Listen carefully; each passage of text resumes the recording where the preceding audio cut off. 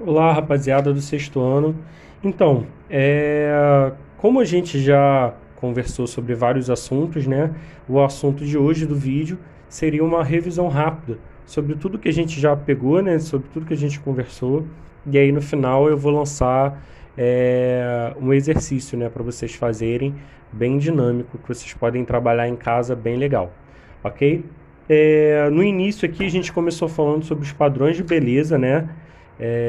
Sobre os padrões de beleza que foram criados desde lá do antigo período da Grécia, né, da Grécia Antiga.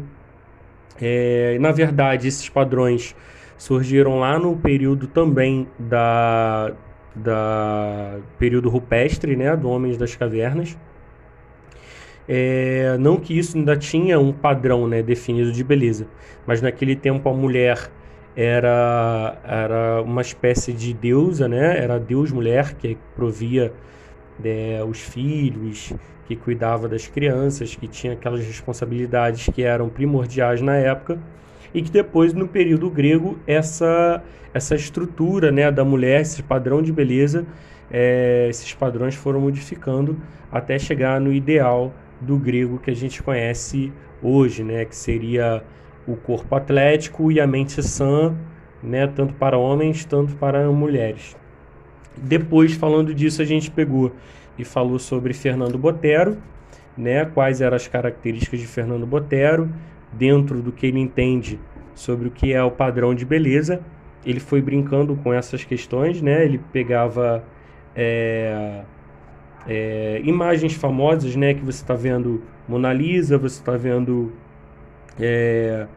alguns quadros, né, importantes dentro do período artístico, que ele vai colocando uma releitura de gordinhos, né? Essa é a linguagem de Fernando Botero, que é colombiano, artista colombiano, e vai levantar essa questão, né, sobre o padrão de beleza, né, que vem mudando, que ele é imposto pela sociedade que vivemos, que ela não é muito importante para isso, né, e tudo mais. Então, Fernando Botero vai ser um grande artista que vai falar sobre essas questões, né, da obesidade e do mundo dos gordinhos, beleza?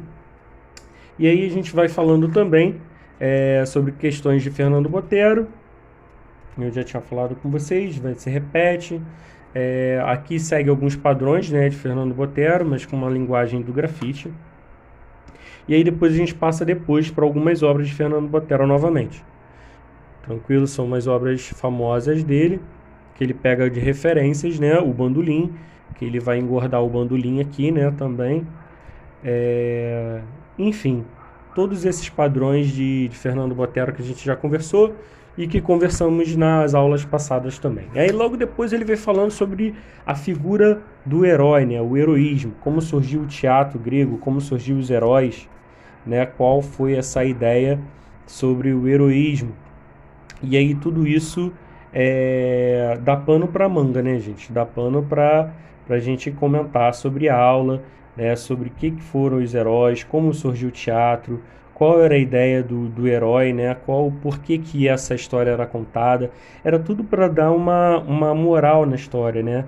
Era tudo para você pegar um ensinamento para o povo, né? Essas histórias de heróis eram contadas para dar uma noção de como as pessoas tinham que viver, né? Uma noção de como o civil deveria de se comportar, né?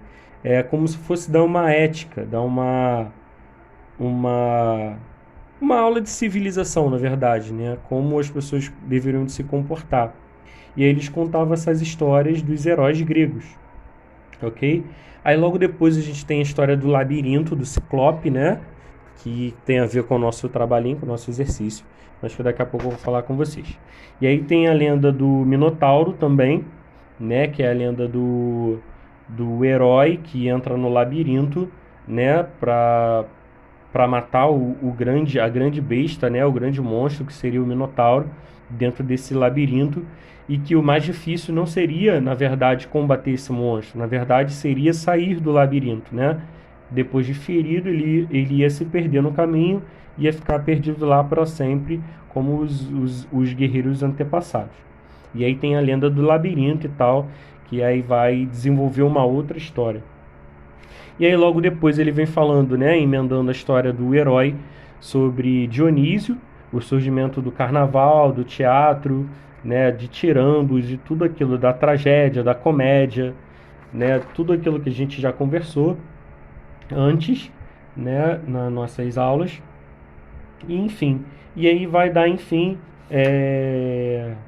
vai dar enfim, é ótimo, né? Vai falando no final para vocês, a gente para na nossa última aula lá, que é o surgimento do teatro e como o teatro se comportava, né? Como era a estrutura arquitetônica do teatro, né? E vai falar sobre as máscaras, vai falar sobre a acústica, né? Vai falar de quantas pessoas, né? Tudo isso a gente conversou na aula passada, como eles aproveitavam essa acústica, né?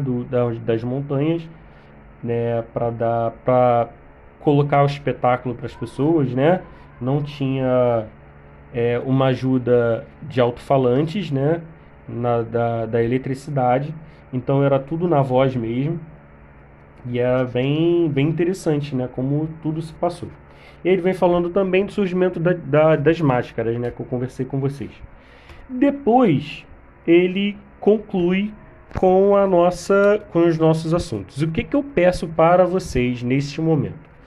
Não é nada demais, né? Eu quero que você brinque numa folha de papel A4 com caneta, com lápis, né? Com hidrocor, como você achar melhor, né? Como você se sentir à vontade, de você criar um pequeno labirinto, né? E aí brincar com a mamãe, com o papai, com o irmão, com algum primo, né? Com alguém em casa, já que não pode ninguém sair. Eu gostaria que vocês criassem um labirinto. Pode ser criativo, tá? Aqui eu estou mostrando aqui um labirinto para vocês, né? De uma forma bem tradicional, né? De jogos de tabuleiro, né? De antigamente, os labirintos.